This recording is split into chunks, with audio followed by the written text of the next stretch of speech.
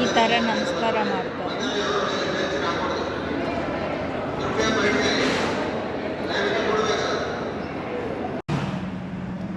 ಇದು ಬಂದು ಪರಿಮಳ ಪ್ರಸಾದ ಪ್ಯಾಕಿಂಗ್ ಮಾಡೋ ಸೆಕ್ಷನ್ನು. ಇಲ್ಲಿ ಯಾರು ಬೇಕಾದರೂ ಬಂದು ಪ್ಯಾಕಿಂಗ್ ಮಾಡ್ಬೋದು. ವಯಸ್ಸಾದವರು ಬರ್ತಾರೆ.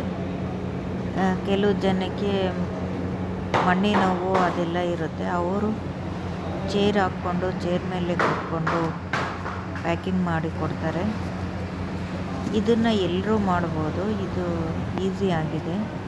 ಚಿಕ್ಕ ಮಕ್ಕಳಿಂದ ಹಿಡಿದು ವಯಸ್ಸಾಗಿರೋರ್ಗು ಮಾಡ್ಬೋದು. ಅವ್ರಿಗೆ ಅವಕಾಶ ಇದೆ. ಒಂದು ಕವರಲ್ಲಿ 4 ಪೀಸ್ ಹಾಕಿ 2 ಗಂಟೆ ಹಾಕಬೇಕು. ಏನಾದರೂ ಕಿತ್ತೋಗಿದ್ರೆ ಅದನ್ನು ಹಾಕಬಾರ್ದು, ಸೈಡ್ಗೆ ಇಡಬೇಕು.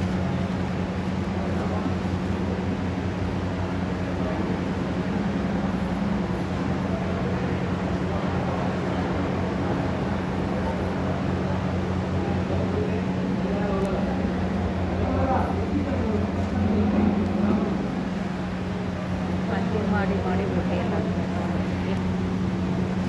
ಒಂದು ಕವರ್ಗೆ 4 ಹಾಕಿ ಗಂಟು ಹಾಕಿ ಈ ಬುಟ್ಟಿ ಒಳಗಡೆ ಹಾಕಬೇಕು.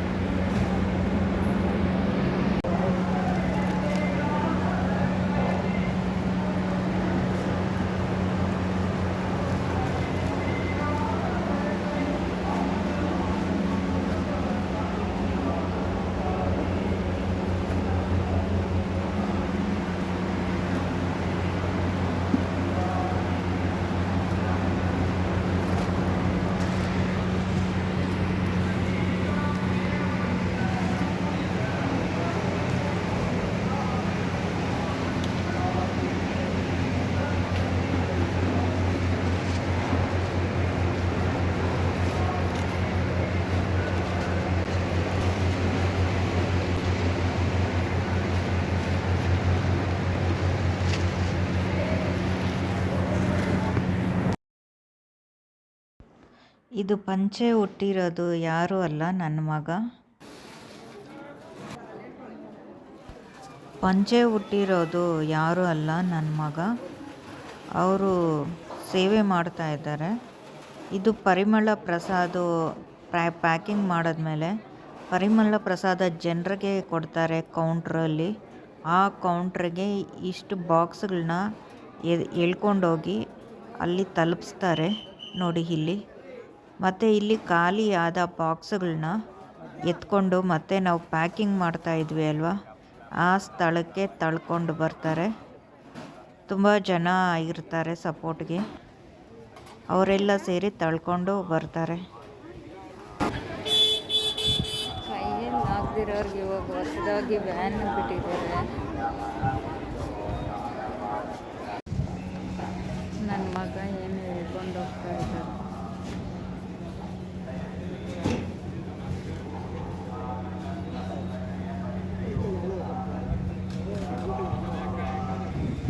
ಇದು ಎಳ್ಕೊಂಡು ಹೋಗ್ತಾ ಇದ್ದಾರೆ. ಪರಿಮಳ ಪ್ರಸಾದ ಕೊಟ್ಟ ಮೇಲೆ ಖಾಲಿ ಬಾಕ್ಸ್ಗಳಿರುತ್ತೆ, ಅದನ್ನು ಇದರಲ್ಲಿ ಇಟ್ಕೊಂಡು ಎಳ್ಕೊಂಬರ್ಬೇಕು. ಅದಕ್ಕೆ ನನ್ನ ಮಗನ ಇಬ್ಬರು ಮತ್ತು ಅವರು 3 ಜನ ಸೇರಿಕೊಂಡು ಹೋಗ್ತಾ ಇದ್ದಾರೆ. ತುಂಬ ವೆಯ್ಟ್ ಇರುತ್ತೆ ಬಾಕ್ಸ್ಗಳು. ಇದು ಪ್ರಸಾದ ಕೊಡೋದಕ್ಕೆ ಕರ್ಕೊಂಡು ಹೋಗ್ತಾ ಇದ್ದಾರೆ. ಅದನ್ನು ಆ ಗಾಡಿ, ಈ ಮಕ್ಕಳು ಕೂತಿದ್ದಾರೆ ನೋಡಿ, ಆ ಗಾಡಿಯಲ್ಲಿ ಇಟ್ಬಿಟ್ಟು ತಳ್ಕೊಂಡು ಹೋಗ್ಬೇಕು. ಇಲ್ಲಿ ಎಳಿತಾ ಇದ್ದಾರೆ. ಪರಿಮಳ ಪ್ರಸಾದ ಅಲ್ಲಿ ಕೌಂಟ್ರಿಗೆ ತಲುಪಿಸಬೇಕು.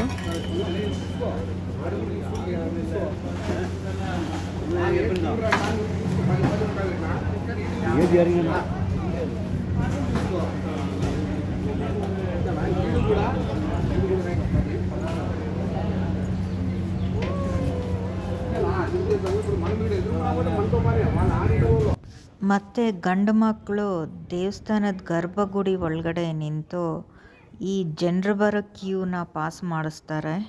ಆ ಸೇವೆನೂ ಮಾಡ್ತಾರೆ. ಮತ್ತು ಅಡುಗೆ ಮನೆಯಲ್ಲಿ ಅದೇ ಅನ್ನಪೂರ್ಣ ಭೋಜನ ಶಾಲೆ ಬರುತ್ತೆ ನೋಡಿ, ಅಲ್ಲಿ ಬಂದು ಅಡುಗೆನ ಬಡಿಸ್ತಾರೆ. ಆ ಸೇವೆಯನ್ನು ಮಾಡ್ತಾರೆ.